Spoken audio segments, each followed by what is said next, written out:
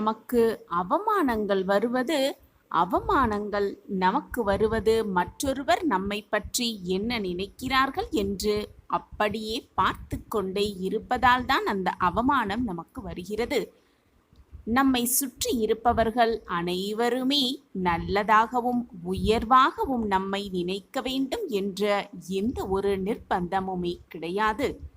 நடப்பது நடக்கட்டும், நினைப்பவர்கள் நினைத்து கொண்டிருக்கட்டும் என்று மனதில் நினைத்து கொண்டு தைரியமாக கிடைத்திருக்கும் இந்த வாழ்வை நிம்மதியாக வாழலாம். நமக்கு துணையாக அப்பா இருக்கிறார் என்ற நம்பிக்கையோடு இருக்கலாம். ஜெய் சாயிரம், ஜெய் ஜெய் சாயிரம். நம்ம சாயன்பர்கள் எல்லாரும் எப்படி இருக்கீங்க? எல்லாரும் நல்லா இருப்போம். ஓம் சாயிரம். என் அன்பு பிரியமே, பிராப்தம் இருப்பவர்களுக்கு மட்டுமே இது கண்களுக்கு தெரியும். நீ புண்ணியம் செய்திருக்கிறாய், அதனால்தான் உனக்கு இப்பொழுது இந்த பதிவு கண்ணில் பட்டிருக்கிறது. இது உனக்கான முக்கிய செய்தி, அப்பாவின் உத்தரவும் கூட. கேட்டுவிடு. உன் காயங்களுக்கு யாரும் மருந்து போட மாட்டார்கள் என் பிரியமே. நீதான் உன்னுடைய காயங்களுக்கு மருந்தாக இருக்க வேண்டும். அழுக்கை உனக்குள் தேடு, நல்லதை மட்டுமே மற்றவர்களிடத்தில் தேடு. மற்றவர்களிடத்தில் இருக்கும் அழுக்கை மட்டுமே பெரிதிப்படுத்தி பார்த்து கொண்டே இருந்தால் நீ யாரோடும், இந்த உலகத்தில் உள்ள எவரோடும் சேர்ந்து சந்தோஷமாக வாழவே முடியாது. எனவே உன்னிடம் இருக்கும் அழுக்கை மட்டும் தேடி கண்டுபிடித்து அதை சுத்தம் செய். எதை களைய வேண்டுமோ அதை களைந்து மனதை நிம்மதியாக வைத்துக்கொள். மற்றவர்களிடத்தில் எது இருக்கிறதோ எது இல்லையோ அது அவரவர் செய்த கர்ம வினைகள் படி அவரவர் வாழ்ந்து கொண்டிருக்கிறார்கள் என்பதை புரிந்து கொண்டு செயல்படு. உன்னை பற்றி எப்பொழுதுமே உயர்வாக, நல்ல விதமாக, நேர்மறையாக நினைக்க பழகு. அதுதான் வாழ்வில் எல்லோர் மத்தியிலும் உன்னை உயர்வடைய வைக்கும், உன்னை உயர்வாகவே வைக்கும். எந்த நிர்பந்தம் வந்தாலும் யாரிடமும் போலியாக சிரித்து பேச பழகாதே.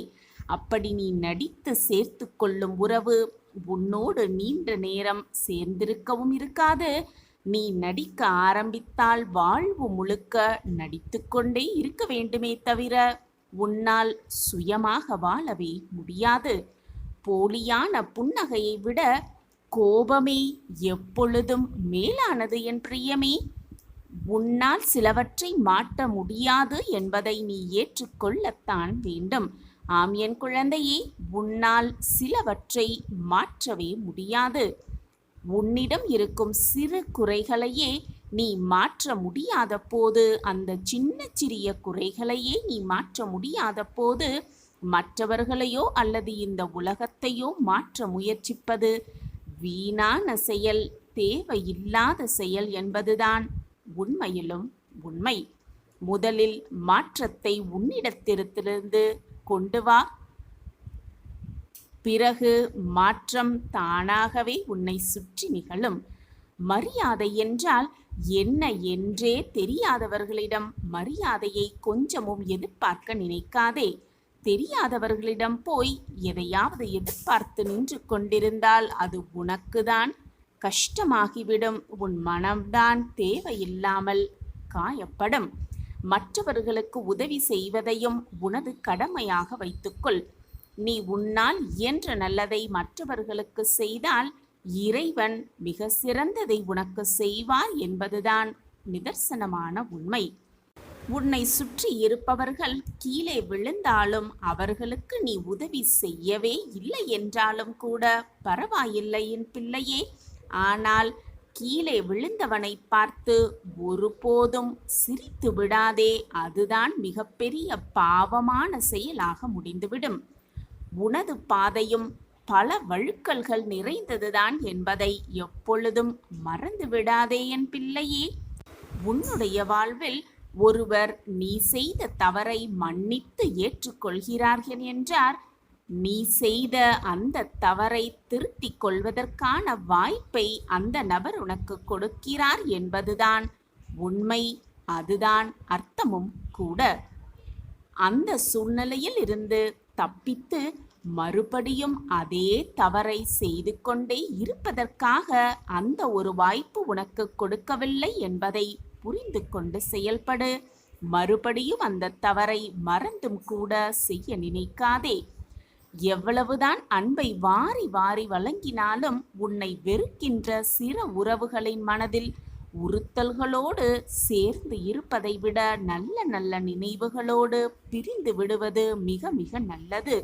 உறுத்தல்களோடு இருந்து கொண்டே இருப்பதை விட அவர்களை விட்டு சற்று விலகி நின்று மன அமைதியோடு நிம்மதியோடு இருப்பது சிறந்தது. அதுதான் உன் வாழ்விற்கு நல்லதும் கூட. ஆம் என் குழந்தையே, பிராப்தம் உனக்கு அதிகமாகவே இருக்கிறது. அதுதான் இப்பொழுது உன் கண்களுக்கு இது பட்டிருக்கிறது.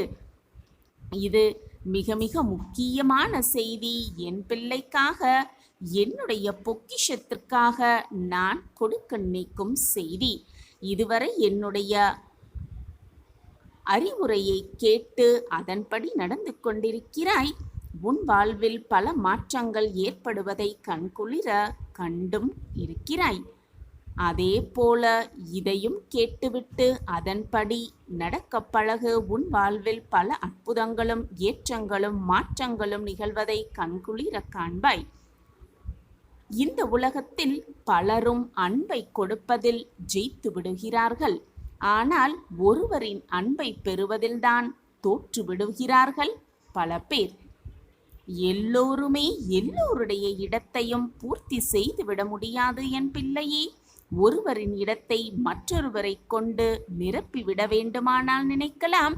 ஆனால் ஒரு சில இடங்களை வேறு ஒருவரால் நினைவுபடுத்த முடியுமே தவிர நிரப்பிவிட முடியும் என்பது முடியாத செயல். நிரப்பிவிடவே முடியாத செயல். கிடைக்கும் போது தவறவிட்ட எந்த ஒரு அன்பும் நீ தேடும் போது அதே அன்போடு கிடைத்து விடாது என்பதுதான் வாழ்வின் ரகசியம். எனவே கிடைக்கும் போதே அதை அனுபவித்து வாழ கற்றுக்கொள். யாருடைய ஆழமான அன்பையும் உதாசீனம் செய்து விடாதே என் பிள்ளையே. அந்த அன்பு மீண்டும் அதே ஆழத்தோடு கிடைப்பது மிக மிக அரிதான ஒரு செயல். உயிரோடு இருக்கும் வரை உன்னை ஒவ்வொரு நாளும் அது கொன்று கொண்டே இருக்கும். அந்த உறவை நீ வெறுத்துவிட்டால், என் அன்பு பிரியமே, நீ நேசிப்பவர்களையும் உன்னை நேசிப்பவர்களையும் எப்பொழுதுமே அன்பாக கவனித்துக் கொள்ள கற்றுக்கொள். உன்னுடைய இந்த வாழ்வு இன்னும் சலிக்காமல் இருக்க ஒரே ஒரு காரணம்தான் இருக்கிறது என் பிள்ளையே. யாரேனும் ஒருவரை நீ நேசித்துக் கொண்டிருப்பதும் யாரேனும் ஒருவர் உன்னை அளவுக்கு அதிகமாக நேசித்துக் கொண்டிருப்பதும் தான் இந்த வாழ்வில் நீ வாழ்வதற்கு மிகப்பெரிய ஒரு அற்புதமாகவே இருக்கிறது. எனவே கிடைக்கும் அன்பை சந்தோஷமாக ஏற்றுக்கொள்ள கற்றுக்கொள். அந்த அன்பு நிரந்தரமாக எப்பொழுதும் உன்னிடமே இருக்கும்படி பார்த்துக்கொள். அதுதான் உன் வாழ்விற்கு மிகப்பெரிய அற்புத செயலாகவே இருக்கும். உனக்கு துணையாக உன் அப்பா உன்னோடு இருக்கிறேன் என்பதை மட்டும் மறந்து விடாதே என் பிரியமே. 8 திக்கிலும் இருந்து உன்னை நான் பாதுகாத்து கொண்டே இருப்பேன். உனக்கு வேண்டியதை வழங்கி கொண்டே இருப்பேன். சரியான நேரத்தில், மிக சரியான தருணத்தில். உன் சாயப்பா உன்னோடு இருக்கும் வரை எதற்குமே நீ கவலையோ வேதனையோ பட வேண்டிய அவசியமே இல்லை. சாயப்பா இருக்க உனக்கு ஏன் மனக்கவலை? அவரவர் சூழ்நிலையிலும் அவரவர் நிலையிலும் இருந்து பார்த்தாதான் அந்த வாழ்க்கையின் கடினமும் புரியும். அந்த வாழ்க்கையின் கஷ்டமும் மற்றவர்களுக்கு புரியும். வானத்தில் பறக்கும் பறவையை பார்த்தால் நமக்கு ஆசையாகத்தான் இருக்கும். ஏன் நம்மாலும் அப்படி பறக்க முடியவில்லையே என்ற ஏக்கமும் கூட இருக்கும். பறவைகள் எவ்வளவு சுதந்திரமாக பறக்கிறது என்று ஒரு கர்வமும் அந்த பறவையின் மேல் நமக்கு தோன்றும். ஆனால் அந்த பறவைக்கோ கீழே இருக்கும் மனிதனை பார்க்க கர்வமாக தோன்றும். நீ எவ்வளவு சுதந்திரமாகவும் சொர்க்கமாகவும் நடக்கிறாய், உன் வாழ்க்கையை வாழ்கிறாய் என்று அந்த பறவை உன்னை பார்த்து ஆச்சரியப்படும், பொறாமையும் படும். அந்த பறவை ஒவ்வொருவரும் அவரவர் நிலையில் இருந்து பார்த்தாதான் அதற்கான வலிமை புரியும், கஷ்டங்கள் புரியும், வேதனைகளும் புரியும். உன் கஷ்டமான சூழ்நிலையில் பக்குவமே இல்லாத உன் மனது எடுக்கும் முடிவுகளால்தான் வாழ்க்கையில் நீ இவ்வளவு போராட்டத்தையும் தாண்டிக் கொண்டிருக்கிறாய், கடந்து வந்து கொண்டிருக்கிறாய். என் கண்மணியே, உன் கண்ணீர் காலங்கள் எல்லாம் ஒரு முடிவிற்கு வந்து விட்டது. நிச்சயமாக அந்த முடிவை நான் தீர்மானித்து விட்டேன். என் திட்டப்படிதான் எல்லாம் இதுவரை நடந்து கொண்டிருக்கிறது. இனியும் உன் வாழ்வில் என் திட்டப்படிதான் எல்லாமே நடக்கும். நாளை உன் வாழ்வில் நல்லது நடக்கப் போகிறது. இனி உன் வாழ்வில் எப்பொழுதும் நல்லது மட்டுமே நிகழும். அதுவும் நிரந்தர நன்மையாகவே உனக்கு இருக்கும். உன் வேதனை காலமெல்லாம் ஒரு முடிவுக்கு வந்துவிட்டது. உன் போராட்ட காலமெல்லாம் ஒரு முடிவுக்கு வந்துவிட்டது. உன் கண்ணீர் காலங்கள் எல்லாம் ஒன்று கூடி ஒரு முடிவுக்கு வந்தே விட்டது. அவரவர் செய்த பாவ புண்ணியத்தின்படி அவரவர் இன்பத்தையும் துன்பத்தையும் அனுபவித்துதான் ஆக வேண்டும். கஷ்டத்தையும் வேதனையையும் இன்பத்தையும் சரிவர அனுபவித்தே ஆக வேண்டும். யாருமே இதிலிருந்து தப்பவே முடியாது. கண்மணியே, நீயும் உன் வாழ்க்கையை வாழ்ந்துதான் ஆக வேண்டும். என்ன நடந்தாலும் உன் வாழ்க்கையை உனக்காக மற்றவர்கள் வாழ முடியாது. மற்றவர்களுக்காக நீயும் உனது வாழ்க்கையை தியாகம் செய்யவும் முடியாது. உன் வாழ்க்கையை நீ வாழ்ந்துதான் ஆக வேண்டும். கஷ்டமோ இன்பமோ துன்பமோ தோல்வியோ வெற்றியோ எதுவாயிருந்தாலும் வாழ்க்கையை உன் காலம் முடியும் வரை நீ வாழ்ந்துதான் ஆக வேண்டும். குழந்தையே, நீ இன்று என்ன நிலையில் இருக்கிறாயோ அந்நிலையை உனக்கு அளித்தது உனது எண்ணங்கள்தான் என்பதை தீர்க்கமாக நம்பு. உன் எண்ணங்கள் யாவும் பிறருக்கு எந்த வகையிலும் துன்பம் தருவதாக இருக்கவே கூடாது. பிறருக்கு நன்மையும் ஆறுதலையும் தரக்கூடியதாக இருந்தாலே போதும். உன் வாழ்வு உனக்கு வெற்றியை மட்டுமே தரும். நான் இருக்கிறேன், கலங்காதே. கீழே இறங்கிவிட்டோமே என்று நீ வருத்தப்படுகிறாய். கீழே வந்துவிட்ட போதும் உன்னை நினைத்து நான் பெருமைதான் படுகிறேன். என் பிள்ளையை நினைத்து நான் பெருமைதான் படுகிறேன். உனது இரக்க குணம், பிறருக்கு உதவ வேண்டும் என்கிற உன்னதமான மனோபாவம், எந்த நிலையிலும் பிறர் கஷ்டப்படுத்துவதை காண சகிக்காத உன் மனம் இருக்கும் இடத்திற்கு விசுவாசத்துடன் நடந்து கொள்ள வேண்டும் என்று நினைத்து அதன்படி நடந்தால்தான் கீழ் நிலைக்கு இறங்க நேர்ந்தது என்று நீ நினைக்கிறாய். கெட்டவர்களும் கெடுமதி உள்ளவர்களும் நன்றாக இருக்கும் பொழுது நல்லவர்களான நாங்கள் மட்டும் ஏன் கஷ்டப்பட வேண்டும்? கஷ்டத்தை மட்டும் ஏன் இறைவன் எனக்கு மட்டும் பரிசாக தர வேண்டும் என்று உன் மனம் நினைக்கிறது. உன்னைப் போல் நல்லவர்களும் இப்படித்தான் புலம்பிக் கொண்டிருக்கிறார்கள். இது இன்றோ நேற்றோ தொடங்கி நடந்து வருகிற விஷயம் அல்ல என்பதை புரிந்து கொள். காலம் காலமாய் நல்லவர்கள் புலம்புவது தொடர்கதையாகத்தான் இருந்து கொண்டிருக்கிறது. நான் உன்னிடம் அதிகமாக விளங்க வேண்டுமென்றால் நீ கஷ்டப்பட்டுதான் ஆக வேண்டும். ஏனென்றால் நான் நல்லவர்கள் மனதில் மட்டுமே வாழ முடியும்.